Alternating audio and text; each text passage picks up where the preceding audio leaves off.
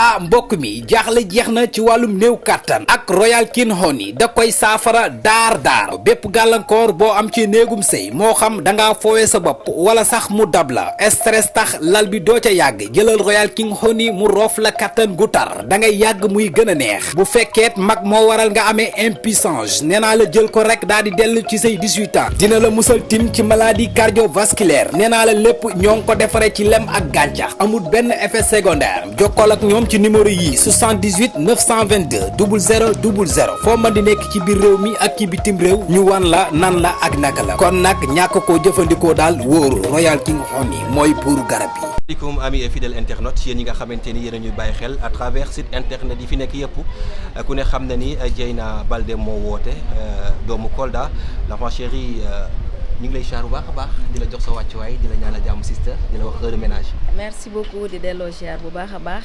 di ñaanal ñëpp. di kontaan tamit ci ñëpp franchement gis naa lépp daal. gis nga lépp mais est-ce que du loolu yaa ko liggéey ci Sénégal parce que Dieyna bi xew mi amee bi ma dégganteeg Fifita dani ma Abdou Saliou Dieyna nee na xàjjiwul kenn na presse bi yëpp ñëw parce que bés bi seen bés la.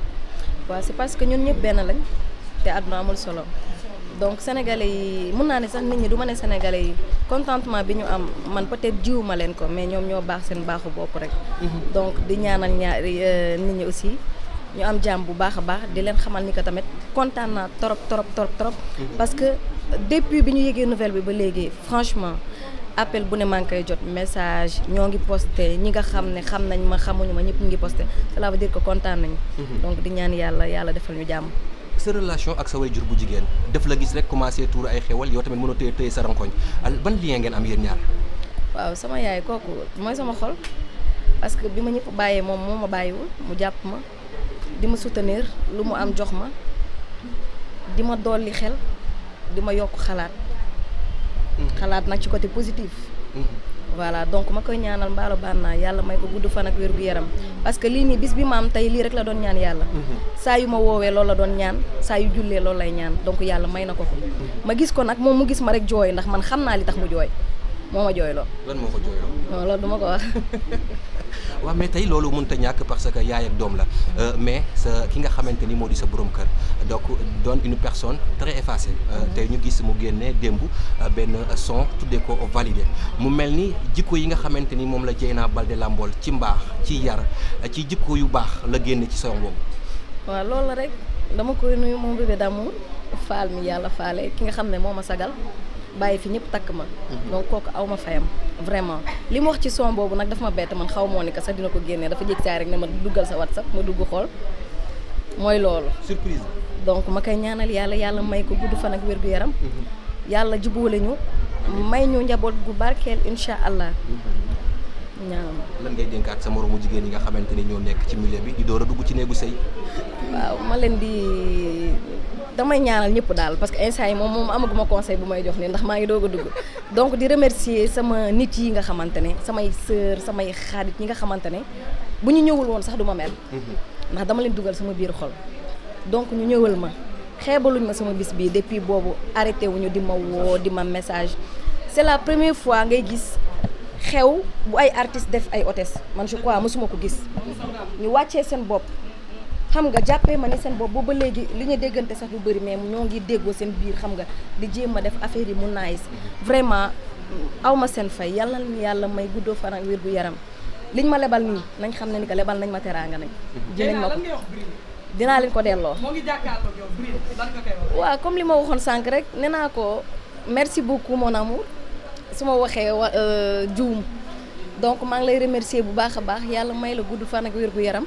yàlla na yéen bi oyof tamit ndax xam naa ni man ku diis laa. merci macha allah.